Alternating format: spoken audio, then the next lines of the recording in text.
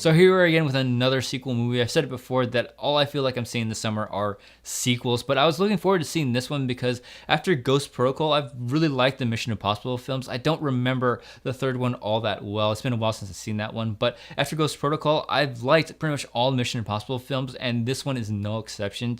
It's so much fun to watch. I do have a couple of issues with it that I'll get into later, and it's definitely not better than the previous two. And like they've done in the previous two films, the core characters are back to reprise their roles in this one, and by now you kind of know what to expect from these characters. I mean, again, Tom Cruise gives his 100% to this role and doing most of his stunts and even injuring himself during one of them, and that's kind of the appeal for me in this film, are the stunts being done on location and not relying so heavily on visual effects, and that just makes things feel so much more real. And character wise, they give Ethan Hunt something a little bit personal in this story to give the situation a little bit more weight and get you attached to this character a little bit more, even though we've been through a lot with this character the previous 5 films. And of course, Simon Pegg also plays the comic relief for this movie. The humor was kind of hit or miss with me. Not that the jokes weren't funny, it's just that sometimes they're kind of misplaced in certain situations.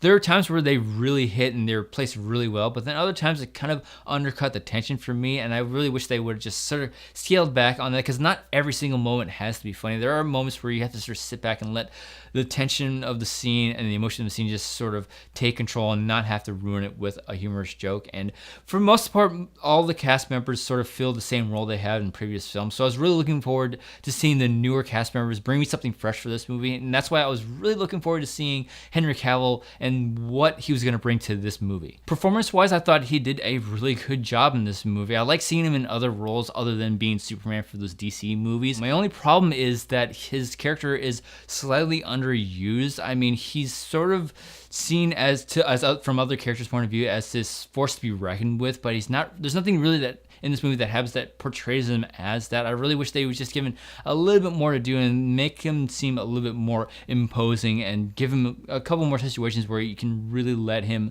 loose and see what he's capable of doing, because they keep talking about his methods and how they don't agree with him, and you never really see him do anything like that. And I really wanted to see something, just at least one small glimpse or a scene where he just cuts loose and does things his way. And by far, this film's biggest strength is its action. I mean, there's so much in this film that you'd come to expect out of a Mission Impossible movie, with the hand-to-hand combat, gunfights, and car chases, and they're all done in such great and fresh ways, and I think that a lot of it has to do with the camera work. I mean, the car chase scene through Paris streets alone is a perfect example of this. I mean, it just helps ramp the tension up so well, and that's one thing that this franchise does really well, I think, is creating and building tension and then following through with its payoff. And also, the fight choreography was some of the best I've seen this year. I mean, my favorite fight scene in the entire movie is one that happens between Henry Cavill, Tom Cruise, and this one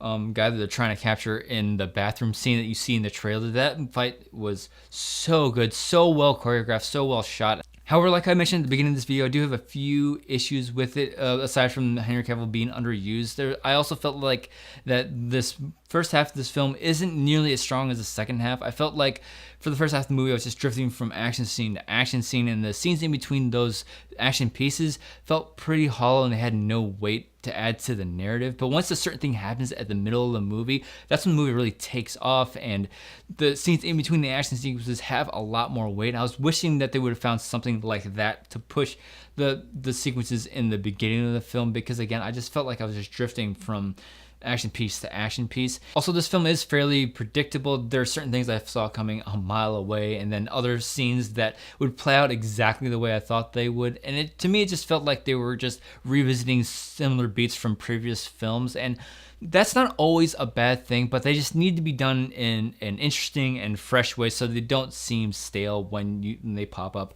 throughout the movie. So despite its few issues, I still had a blast with this film. I think everyone can agree that the action is top notch in this movie, and since Ghost Protocol, I feel like this franchise has really found its footing, and if they continue to make quality movies like this one, I wouldn't mind seeing 10 more of these movies come out. So I'm giving Mission Impossible Fallout 4 out of 5 stars. So now it's your turn. If you saw Mission Impossible Fallout, let me know what you thought of it in the comment section below. If you enjoyed this review, be sure to like and share it, and stay up to date on all the videos going up on this channel. Give the subscribe button a click. Thanks as always for watching, and I'll see you in the next review.